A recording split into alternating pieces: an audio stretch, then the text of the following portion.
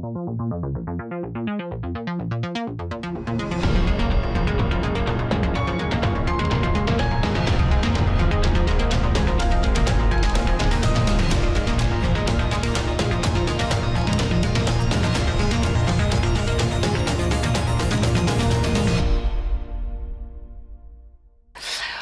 à tous, très heureuse de vous retrouver pour ce nouveau numéro d'Immédiat. Bonjour Jean-Yves. Bonjour Floriane. Jean-Yves, on va demander à nos téléspectateurs pour commencer la petite routine habituelle qu'ils doivent prendre comme habitude, c'est-à-dire de cliquer sur le pouce en l'air, de laisser un commentaire, ça se passe juste en dessous de la vidéo. Et puis vous pouvez également partager si la vignette vous a accroché.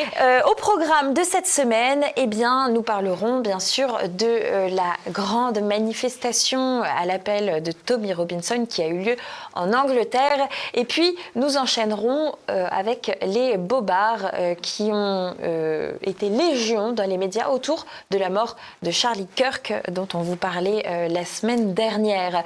Bien sûr, il y aura le portrait piquant à la fin de ce numéro, qui sera consacré à Ivan Trippenbach, une journaliste du Monde qui a une vision des faits journalistiques bien à elle. Vous le verrez. Si vous êtes prêts, on y va. À l'appel de Tommy Robinson, les Britanniques ont défilé à Londres. Il a rassemblé près de 150 000 personnes, nous dit France Info, dans une manifestation anti-migrants. Ouest France parle d'une manifestation géante. L'extrême droite britannique impose son récit anti-migrants. Effectivement, les images sont très impressionnantes, Jean-Yves. Il y a une véritable marée humaine. D'ailleurs, c'est un terme qui est repris par BFM TV, avec beaucoup de drapeaux anglais qui flotte dans les airs, pas le drapeau britannique forcément. D'ailleurs, c'est important de le signaler. Jean-Yves, peut-être un premier commentaire sur ces chiffres. Il y avait, selon les organisateurs, ils ont atteint le million de manifestants, donc sans doute que 150 000 personnes qui défilaient, même si c'est décrit comme une grande manifestation, c'est peut-être un chiffre revu, comme on en a l'habitude, à la baisse. Oui, alors il y a toujours la querelle des chiffres. Là, honnêtement, je n'ai pas calculé les surfaces des rues occupées à Londres, donc je n'ai pas d'appréciation juste du fait. Il y a toujours la bataille des chiffres. Je note qu'au départ, on entendait quelques milliers de personnes, voire quelques dizaines de milliers de personnes, que le Daily Mail a imposé pendant un certain temps 115 000 personnes, et qu'aujourd'hui, les médias français, reprenant l'AFP, mettent 150 000 personnes. C'est sûrement une estimation basse. Ceci étant, même si c'est une estimation basse, c'est la première manifestation européenne de cette importance. Parce que des manifestations sur l'immigration, il y en a depuis un certain temps, c'est pas facile à organiser. Il y en a eu en France avec quelques centaines de personnes. Il y en a eu en Allemagne, à Dresde, ou en Autriche, à Vienne, avec quelques milliers de personnes. Il y en a eu à Dublin, avec quelques milliers ou quelques dizaines de milliers de personnes. Il n'y a jamais eu autant de monde dans les rues en Europe contre l'immigration. Et ça, c'est un phénomène tout à fait important. C'est un peuple européen qui s'approprie la question de l'immigration. Je reprendrai l'expression au cours de cette émission de Kirk, l'influenceur américain qui a été tué. C'est un turning point, un point d'inflexion. Alors Jean-Yves, je vous propose de regarder Henri Guénaud qui était interviewé sur BFM TV sur cette question centrale. Est-ce que ce même genre de manifestation pourrait un jour avoir lieu en France? On écoute sa réponse. Henri Guénaud, est-ce que une manifestation comparable vous paraît imaginable en France? Oui, bien sûr. C'est imaginable dans toute l'Europe. D'ailleurs, c'est en train d'arriver dans toute l'Europe. Alors, moi, vous l'aviez vu venir depuis longtemps? Oui, mais ça fait très très longtemps que la tension monte au sein de nos sociétés. Ça fait très longtemps que la crise politique s'aggrave dans toutes les sociétés occidentales. Que peut-il y avoir au bout de ces crises si rien n'est fait pour les arrêter, rien n'est fait pour les conjurer? Au bout, vous aurez la violence. Voilà. Jean-Yves, effectivement, Guénaud souligne un peu le côté international de ces crises qui traversent l'Europe, la France, mais aussi le monde, d'une certaine façon. Est-ce qu'il peut y avoir des manifestations sur l'immigration de cette importance en France? oui, sans doute, un jour venu, après un événement qui choquera particulièrement l'opinion. Je note d'ailleurs que Éric Zemmour était sur place, il a pris la parole, de même qu'une influenceuse néerlandaise, Eva, et beaucoup d'autres personnes.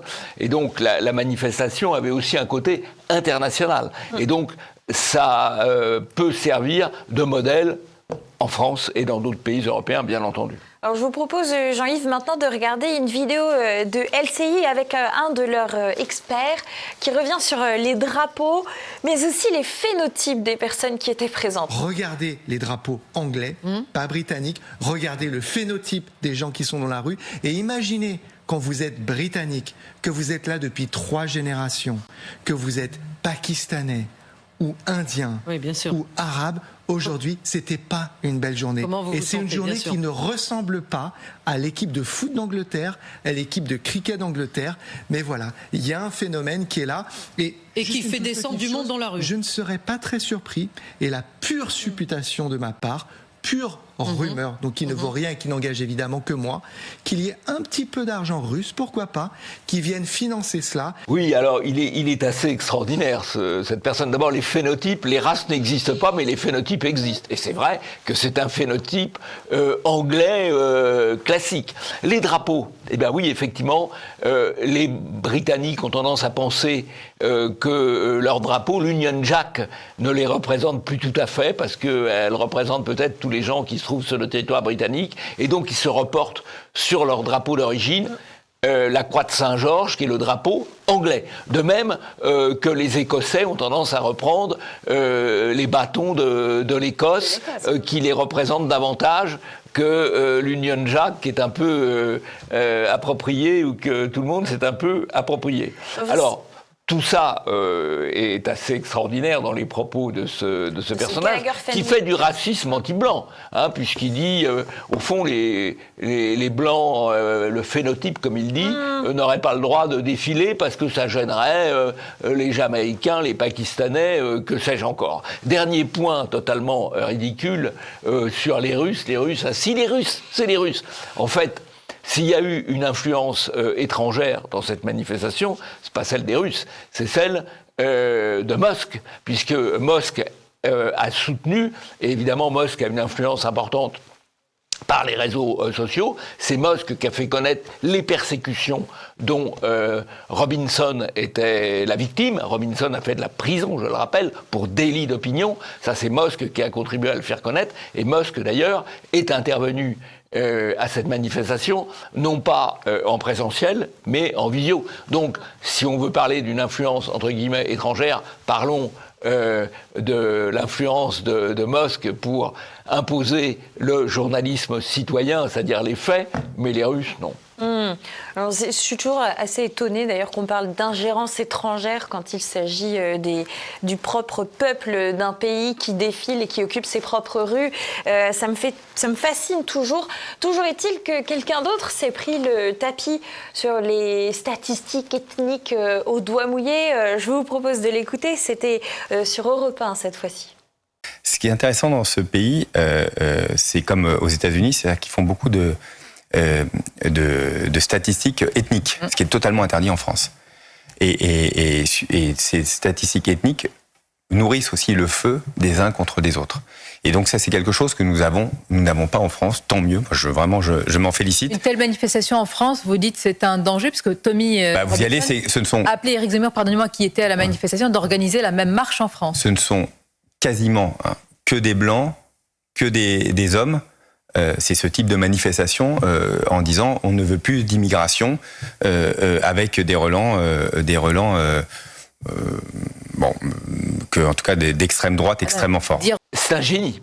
C'est un député Renaissance d'ailleurs, donc il est forcément génial, parce qu'il explique que les statistiques ethniques c'est vraiment très mal, mais en fait là il fait pas de statistiques, il utilise son œil, et son œil voit des blancs. Ce qui est vrai, et c'est la réalité qui lui saute au visage. Voilà. Et ces manifestations-là, c'est la réalité qui saute au visage.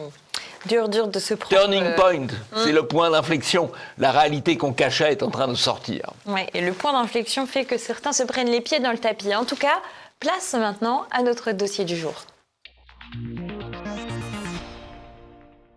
suite à l'assassinat politique de Charlie Kirk, dont on vous parlait la semaine dernière, pardonnez-moi, eh bien, il y a eu de nombreux bobards dans la presse, et en premier lieu dans la presse française.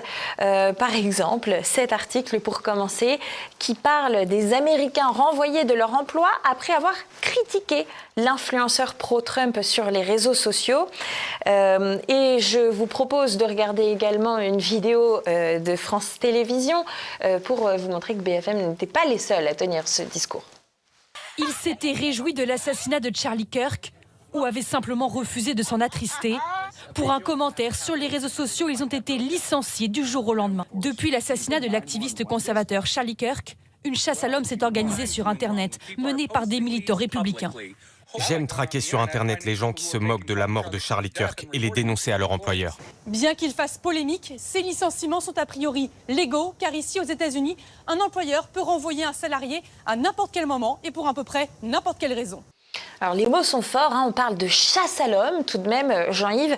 Il faudrait remettre les choses à leur place et dans leur contexte. Ce sont des gens qui se sont donc non seulement réjouis de la mort d'un homme, de la disparition pour sa femme et ses 2 enfants de cette personne, mais aussi qui se sont donc publiquement réjouis, mais aussi qui ont quasiment appelé à d'autres meurtres de la sorte.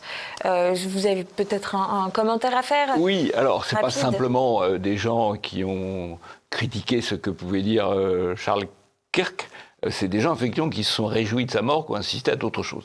Ce qui est quand même intéressant dans cette affaire, là aussi, c'est le turning point, le point d'inflexion, c'est que jusqu'ici, c'est la gauche qui traquait ceux qui pensaient mal et qui aboutissait à des interdits professionnels ou à des interdits bancaires. Là, il y a eu une contre-offensive, puisque ce sont les Républicains qui ont, au fond, rendu à la gauche la monnaie de sa pièce. Voilà. Et ça, je pense que c'est assez important. Et objectivement, comme ce qui se passe aux États-Unis arrive en Europe avec 5 ans ou 10 ans de retard, je pense que les gens de gauche aujourd'hui devraient commencer à s'inquiéter un petit peu, parce qu'il risque de leur arriver à eux ce qu'ils ont imposé, ce qu'ils imposent encore à leurs adversaires aujourd'hui. Turning point, le point d'inflexion. Les cancelisateurs ont été cancellés à leur tour. Toujours est-il qu'en France, eh bien, certains se sentent bien à l'abri et nous l'ont fait comprendre. C'est le cas d'un journaliste de Blast dont je vous propose d'écouter quelques secondes de son propos parce que trop, ce serait pénible. T'as vu Charlie Kirk, il est mort, il s'est pris une balle dans la gorge. Il s'est vidé comme le vilain petit goret qu'il était. Alors je sais pas si tu sais qui c'est, mais pour faire simple, c'est un influenceur d'extrême droite aux États-Unis qui cumule un peu tout ce qui mérite de l'autodéfense. C'est un complotiste, suprémaciste, sexiste et à peu près tout ce qui fait du mal aux gens et qui finit par iste. Je pense que je vais me mettre à parler comme ça, Jean-Yves, maintenant pour faire la suite des médias, parce que ça marche vachement bien, hein, franchement. Oui, c'est bien, c'est bien. C'est bel accent. Hein. Continuez. Alors quand même, il faut savoir que Blast, ce qui n'est pas le cas d'immédiat, reçoit 620 000 euros de subventions de l'État dans le cadre du Fonds de développement stratégique des médias. 620 000 euros pour parler comme ça, là, et raconter des inepties, parce qu'il n'était pas suprémaciste, contrairement à ce qu'il raconte. Il ne respectait pas tout à fait toujours les codes du politiquement correct, mais il n'était ni suprémaciste ni complotiste comme tout ce qu'il raconte. Blast, 608 000 euros que vous payez, vous contribuables. Ils sont par ailleurs soutenus par un certain nombre de puissances financières, comme Pigas et autres, on y reviendra.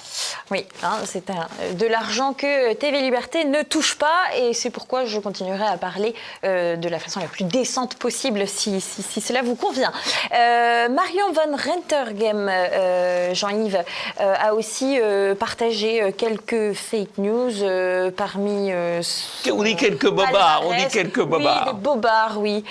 Parmi son palmarès, elle a réussi à partager une photo de Tyler Robinson, donc l'assassin présumé encore aujourd'hui, puisque le procès n'a pas eu lieu, avec un t-shirt de Donald Trump. Problème, il s'agit d'un photomontage. Puisque la photo originale, c'est un t-shirt qui n'a pas de message du tout. Dommage, encore raté, Marion. Alors, il y a eu une campagne dans les médias pour expliquer, on va y revenir, qu'en fait, il était issu d'une famille conservateur et finalement que c'était un conservateur qui avait tué un autre conservateur. C'est ça le message que les médias ont essayé de passer. Dans le cas de Marion van Rentergerm, c'est absolument fabuleux. Aller dans le bobard complet. Et alors, ce qui est fabuleux, c'est qu'elle a obtenu, au cours de sa carrière, tous les grands prix. Tous les grands prix. Le prix Albert Londres, le prix Louis Hachette, le prix Varenne de la presse, le prix Louise Weiss, le prix Simone Veil, le prix franco-allemand du journalisme. Elle a obtenu tous les grands prix. On comprend pourquoi. Elle ment au service du politiquement correct. Et donc, alors il lui manquait un prix, le Bobard d'or. Donc elle s'est dit, il faut que je tente ma chance. On va tâcher de la mettre dans le palmarès. Je pense qu'elle a ses chances. Elle a ses chances. Voilà. Alors, il y a une autre c'est bien tenté, en tout cas. C'est bien tenté, effectivement. Il y a une autre journaliste qui a toutes ses chances, c'est la journaliste Ivan Trippenbach, dont vous retrouverez le portrait piquant juste après. Elle était sur France Inter, interviewée par Benjamin Duhamel, en qualité d'experte donc de Charlie Kirk. Elle commence par parler de cet homme, de cet influenceur, en mentionnant que son meurtre est inexcusable. Elle a au moins cette décence-là. Et elle dit que ce dernier considérait que l'amour entre deux hommes était une abomination, ou encore que les femmes noires n'avaient pas les capacités intellectuelles pour être prises au sérieux. Et heureusement, sur le plateau était présent un politologue, Yascha Mounk, qui est aussitôt intervenu en rétablissant la vérité, c'est-à-dire que Charlie Kirk avait critiqué en réalité la discrimination positive et pas les femmes noires. Il était d'ailleurs proche de Candace Owen, qui est une influenceuse américaine aussi noire. Donc, son propos ne tient pas. Et il rappelle, ce politologue, que c'est très important d'être exact sur quelqu'un qui vient d'être tué et de ne pas dire qu'il a dit des choses qu'il n'a pas dites. Il y a une chroniqueuse du Washington Post qui vient d'être licenciée d'ailleurs pour avoir fait le même genre de bobard que Ivan Trippenbach. Mais Ivan Trippenbach, elle est restée imperturbable sur le plateau face à Benjamin Duhamel qui ne réagit pas. Et elle dit oui, mais c'est pour aller vite et expliquer le fond du positionnement politique de cet homme. Voilà. Or, vous comprenez que c'est tout à fait différent de dire les femmes noires sont sottes ou moins intelligentes, et de dire les femmes, ou les hommes d'ailleurs, qui bénéficient de la discrimination positive, par définition, ils sont moins bons que ceux qui n'ont pas besoin de la discrimination positive. Donc il y a un problème factuel. Alors là, si vous voulez, Trippenbach, c'est intéressant parce que c'est une journaliste éminente du Monde qui a été chef du service politique du Monde jusqu'à ce qu'on lui demande de se retirer parce que son compagnon était le conseiller en communication du Premier ministre lorsqu'Attal était Premier ministre. Mais c'est l'extrême centre, voilà. Mais l'extrême centre, l'extrême gauche, c'est un petit peu la même chose. L'extrême centre, c'est l'extrême gauche en costume ou en tailleur, voilà.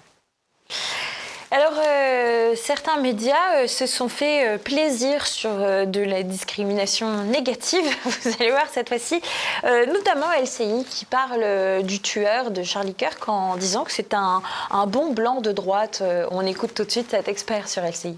La gauche est le parti du meurtre. Le problème, c'est qu'apparemment, il n'était pas forcément de gauche. Non. C'était un bon blanc de droite qui a toujours vécu dans une famille plutôt conservatrice, républicaine, qui a baigné dans les armes dans toute son enfance. Et ça donne un cocktail, effectivement, qui est extrêmement dangereux. Et je vous propose maintenant de regarder cette vidéo de TF1 qui parle d'une famille blanche encore et conservatrice, comme quoi parfois on a le droit de mentionner certaines couleurs de peau et d'autres fois non. Un étudiant brillant, aîné d'une fratrie de 3 garçons et dont la mère postait régulièrement sur les réseaux sociaux la vie d'une famille blanche et conservatrice. Jeune homme de 22 ans, sans affiliation politique. Une guerre contre une gauche démocrate dont rien ne dit encore quel était le ferment de cet assassinat.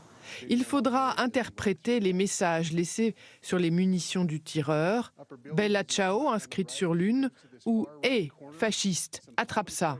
Pour comprendre tous les mobiles qui ont pu animer ce jeune homme.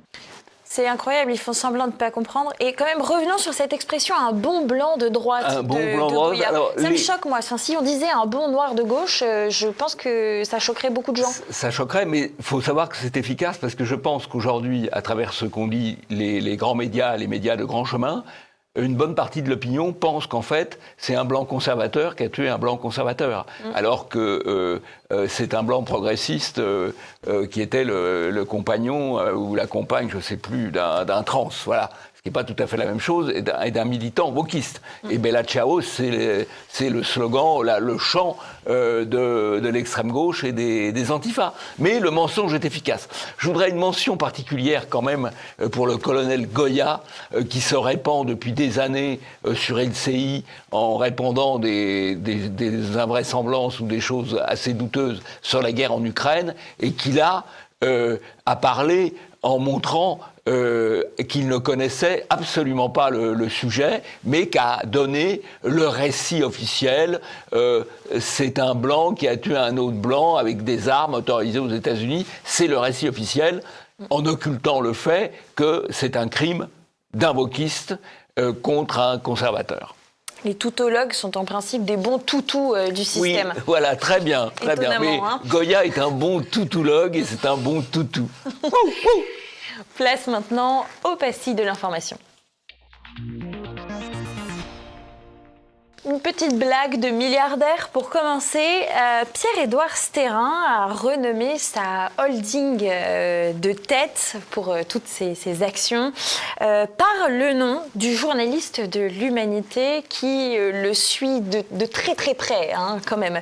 Il s'agit de Thomas Lemayeux. Donc Stérin a nommé sa holding la holding Lemayeux. Ce qui est assez drôle. Alors, l'Humanité a déclaré que c'était une provocation inacceptable, voire une tentative d'intimidation. Ça ne les a pas fait rire du tout. Pourtant, il faut noter quand même que l'Humanité a consacré depuis le 25 janvier 2025, donc de cette année, 48 épisodes à Stérin. 48 articles qui lui sont 100% consacrés. Ça fait quand même 6 articles par mois, en 8 mois de traitement. Donc 6 x 8, 48. Bienvenue chez les fous. Sans compter 72 mentions depuis la même date, depuis janvier 2025. 72 mentions de Stérin dans divers articles qui ne sont pas forcément des articles centrés sur ce personnage. Un petit rappel peut-être pour conclure rapidement sur ce sujet. L'Humanité, combien de subventions ? 5,7 millions d'euros. 5,7 millions. Alors c'est intéressant si vous voulez, parce que l'Humanité n'a plus de lecteurs. Mais elle n'a plus d'acheteurs, enfin, sauf quelques bibliothèques municipales dans les villes progressistes, bien sûr. Mais au fond, l'argent qu'ils reçoivent, à la fois les subventions publiques, mais aussi certains financements patronaux, malheureusement, sert à monter des campagnes. Et donc, l'Humanité s'est spécialisée dans des campagnes anti-Stérin. Il y a 3 officines en France de diabolisation à gauche, 3 officines principales. Il y a l'Humanité, subventionnée. Il y a Libération, subventionnée. Et il y a Mediapart, qui est dans le même camp, en quelque sorte, et qui ont de l'impact parce qu'ils sont repris par les autres, ils servent par les autres. Voilà. L'Humanité, c'est lu par personne, mais c'est lu par ceux qui parlent aux autres. C'est lu par les journalistes de la radio, de la télévision, etc., qui reprennent le truc. Voilà. Avec l'argent du contribuable. Mathieu Pigasse, en plein conflit d'intérêts, incognito ou presque, sur France 2.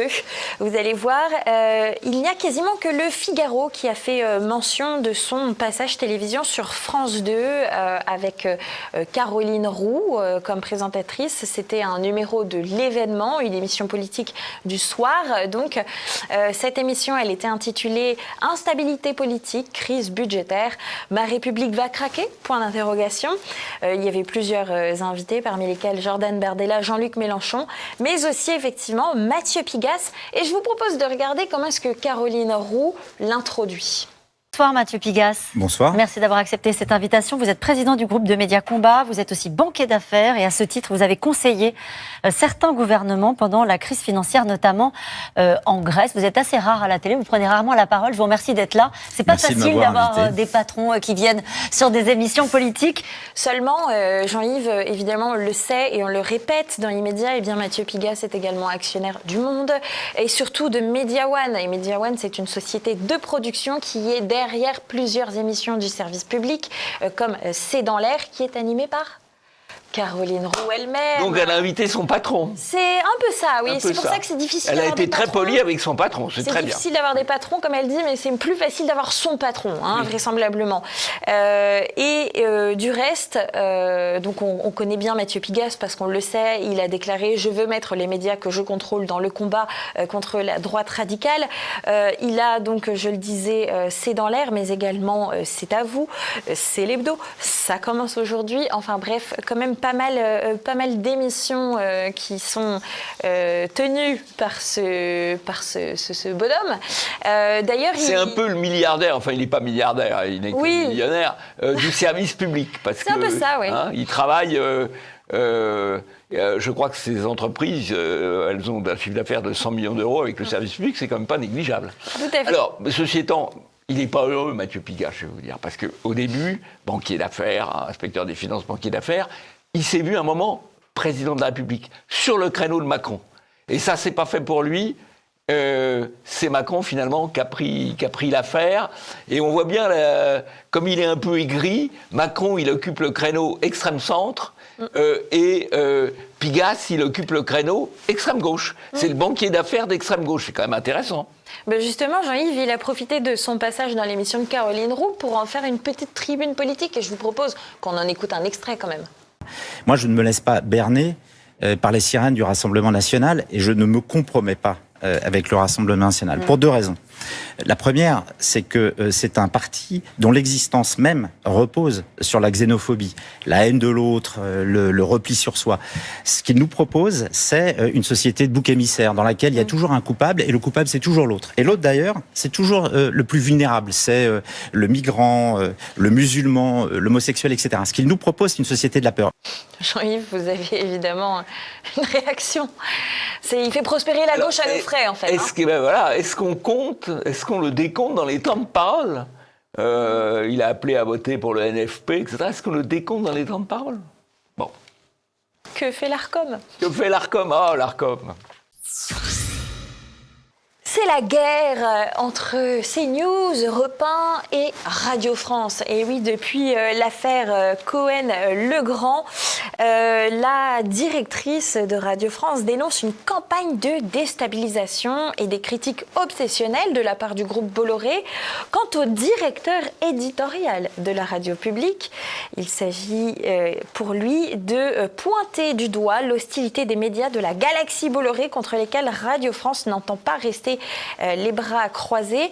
Une interview exclusive par Le Parisien de Vincent Meslay, directeur éditorial. Donc, est-ce que vous pouvez peut-être nous éclairer déjà sur ce terme, si Jean-Yves ? Dans une radio, il y a les gens que vous entendez, et dans une télévision, il y a les gens que vous voyez. Mais les gens les plus importants, c'est pas ceux que vous voyez. C'est ceux qui disent à ceux que vous voyez ce qu'il faut dire. Et c'est précisément le rôle du directeur éditorial ou le rôle du directeur de rédaction, par exemple, d'un journal télévisé que vous ne voyez pas. C'est lui qui dit à ceux qui parlent ce qu'il faut dire. Donc c'est un personnage inconnu, mais très important. Alors Vincent Meslay, en 2015, il avait son portrait qui a été tiré par Libération. Et il déclarait ceci: « Je crois beaucoup au pouvoir de l'imaginaire. » Et pour cause, il a fait sa carrière en promouvant Plus belle la vie, ce Vincent Meslay. Jeune homme... Plus belle la vie, je rappelle, c'est là qu'on voit un jeune blanc à Marseille taxer des cigarettes à des racailles. C'est tout à fait la réalité quotidienne. Une belle inversion de la réalité. Jeune homme, bien que passionné par la politique, il se dit que pour changer la société, il vaut mieux travailler à la télé qu'être élu. S'il avait pris l'autre voie, il aurait été socialiste. Il a toujours voté pour eux, sauf une fois écolo, qui est une citation dans l'article. C'est extraordinaire, non, on a un patron du service public qui déclare à tout de go qu'il vote exclusivement pour la gauche et ça va à tout le monde. Et qu'il a choisi de travailler dans les médias parce que finalement c'est beaucoup plus important d'être dans les médias que d'être élu dans une assemblée. Voilà. Alors Pascal Praud... C'est de la reconnaissance du pouvoir et de la dictature et de ce que j'ai appelé il y a un certain temps la tyrannie médiatique. Pure Média publie un article qui reprend l'énervement de Pascal Praud qui a demandé à Rachida Dati de virer Vincent Meslay de Radio France. Vincent Meslay, toujours est-il qu'il a répondu en disant que Europe 1 et CNews ne font pas le même métier que lui parce que ce sont des médias d'opinion, je dirais même des médias militants d'obsession, ajoute-t-il. Ils n'ont pas le même souci du débat contradictoire, d'une rigueur qui se fonde sur les faits et la confrontation à la réalité. Jean-Yves également en commentaire, évidemment. Il n'y a de médias que d'opinion parce que derrière une information, le fait de traiter une information dans un sens ou dans un autre, d'en parler ou d'en ne pas parler, ça dépend de l'opinion de celui qui fait l'information. Alors c'est vrai que CNews, ce sont des médias d'opinion, mais c'est vrai aussi de France Info, de France Inter, de France Télévisions, de TF1, etc. Il n'y a de médias que d'opinion. Le fait de parler de médias d'information, c'est une tromperie. D'ailleurs, puisque vous mentionnez France Inter, je vous propose de regarder un des chroniqueurs de France Inter qui réagissait à la vidéo de Thomas Legrand et de Patrick Cohen. Les mots me manquent, je vous laisse voir. Fils de pute. Fils de pute n'est pas une insulte que j'utilise dans la vie courante. Au moins pour deux raisons. D'abord parce que le fait d'être l'enfant d'une personne ne vous rend pas responsable de la personne dont vous êtes l'enfant. D'autre part parce que la condition de travailleuse du sexe n'implique pas que vous soyez indigne du respect. Enculé est également une injure que généralement je me refuse d'employer car le fait d'être adepte passif de la sodomie n'implique pas à mes yeux que l'on soit une personne infâme. Et j'avoue que ce sont cependant ces deux invectives communément considérées comme outrageantes qui me sont naturellement venues à l'esprit quand la semaine dernière j'ai appris l'épisode de la vidéo volée où l'on voit Thomas Legrand et Patrick Cohen discuter avec deux responsables du PS. La vulgarité et France Inter, je vous laisse. Alors la vulgarité, ce qui est le plus gênant pour moi, indépendamment effectivement du choix du vocabulaire, c'est les rires gras derrière. Les rires gras derrière, on sent qu'ils se croient obligés de rire à ce qui est quand même pas drôle. On se croirait sur Quotidien, mais Quotidien, au moins, c'est pas avec notre argent. Le JT de Léa Salamé collabore-t-il avec Place Publique et Raphaël Glucksmann ? Eh bien, c'est la question qu'on peut légitimement se poser quand on a entendu Raphaël Glucksmann interviewé sur RTL parler de la taxe Zuckman. Je vous propose de l'écouter et puis on verra qui était invité la veille sur le JT de France 2. Une chose simple qu'on a posée sur la table depuis des mois. Vous avez une situation qui est profondément inacceptable, où les milliardaires, les plus riches parmi les plus riches, eh bien, payent moins d'impôts, in fine, en proportion à leur fortune, que les classes moyennes. Donc nous avons, mis sur la table la taxe Zuckman. On peut tout à fait c'est non négociable ou pas ? Et on peut discuter des modalités, on peut discuter de l'assiette, on peut discuter du montant, mais par contre, ce dont on ne peut pas discuter, et ce qui est la condition de possibilité de tout accord, c'est le fait qu'à la fin, un dispositif permette de taxer les milliardaires. De taxer les milliardaires. Donc la taxe Zuckman, vous en avez entendu parler depuis une bonne semaine absolument partout. Les propos de Raphaël Glucksmann sont le 11 septembre au matin et la veille. Qui était l'invité du JT de France 2 ? Eh bien, c'était Gabriel Zuckman, c'est-à-dire interviewé par Léa Salamé, la compagne en ville de monsieur Raphaël Glucksmann. D'ailleurs, le JT de France 2 avait tweeté ceci. Arthur Mensch, PDG de Mistral et milliardaire, se dit favorable à la taxe Zuckman puisqu'ils ont reçu Arthur Mensch quelques jours après Gabriel Zuckman. Et c'est faux parce que Arthur Mensch n'est pas favorable à la taxe Zuckman. Il est en faveur d'une meilleure justice fiscale, mais il n'est pas en faveur de la taxe Zuckman, que du reste, il déclare qu'il ne pourrait pas la payer. Ce qui est tout de même un peu original, un peu offensif de la part de France 2. D'ailleurs, Gabriel Zuckman a fait la tournée des popotes, si je puis parler ainsi. Il était donc sur France Inter le lundi dernier. Il était également dans C'est à vous, mais dans de nombreux médias. Il est passé absolument partout. Et c'est pour ça que vous avez entendu beaucoup parler de la taxe Zuckman. Jean-Yves, je reviens vers vous. Vous avez évidemment un commentaire à faire sur ces interférences qui ont lieu entre l'homme politique et la journaliste, là, actuellement, qui me paraissent assez flagrants. Il y a une campagne, si vous voulez, il y a une campagne médiatique. Macron a dit à un moment, il faut essayer de trouver du côté des socialistes. Et les socialistes ont mis en avant la taxe Zuckman. Ils ont sorti ce Zuckman qui a été promu par des influenceurs, puis ensuite invité sur tous les médias.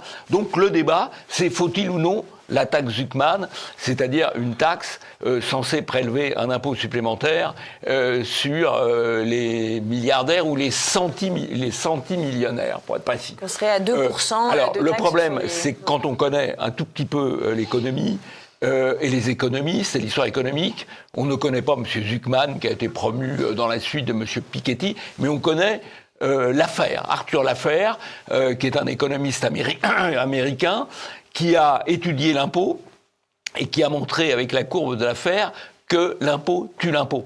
C'est-à-dire que quand vous mettez trop d'impôts, la masse fiscale s'en va. Et il est évident qu'aujourd'hui, vous pouvez remettre des impôts sur les milliardaires ou les centimillionnaires, eh bien, ils iront ailleurs, ou ils vendront. Si monsieur qui a lancé Mistral est obligé, monsieur Mensch est obligé de payer cette taxe, il est obligé de vendre les actions de son entreprise. À qui va-t-il les vendre ? Sans doute à une grande société américaine. C'est l'inverse d'une politique de souveraineté, et fiscalement, ça ne peut rien rapporter de fait. Mais ça va occuper pendant des semaines, où ça occupe déjà les médias, et sans opinions contradictoires réellement exprimées. Avec un visage bien poupon, bien sympathique, bien agréable de Gabriel Zuckman, qui a d'ailleurs été lancé, vous parlez d'influenceur. Moi, je le trouve un peu grassouillet, je vous trouve très, très indulgent. Bon, mais c'est votre choix. Je n'étais pas en train de tomber amoureuse. C'est votre choix, c'est votre choix. En tout cas, il a été promu, et ce sera mon dernier mot, Jean-Yves, par l'influenceuse écologiste radicale Camille Etienne. Voilà, c'est important de le souligner à mon sens. Et voilà, on arrive à la fin de ce numéro d'Immédiat. Merci à tous de nous avoir suivis. Je crois qu'on vous a donné un panel d'informations assez riche. Merci Jean-Yves d'avoir été là. On rappelle à nos téléspectateurs le portrait piquant consacré à Ivan Trippenbach, journaliste du Monde. On vous laisse entre deux bonnes mains avec Claude Cholet. Et puis, je vous dis à très vite sur TVL. Et d'ici là, portez-vous bien.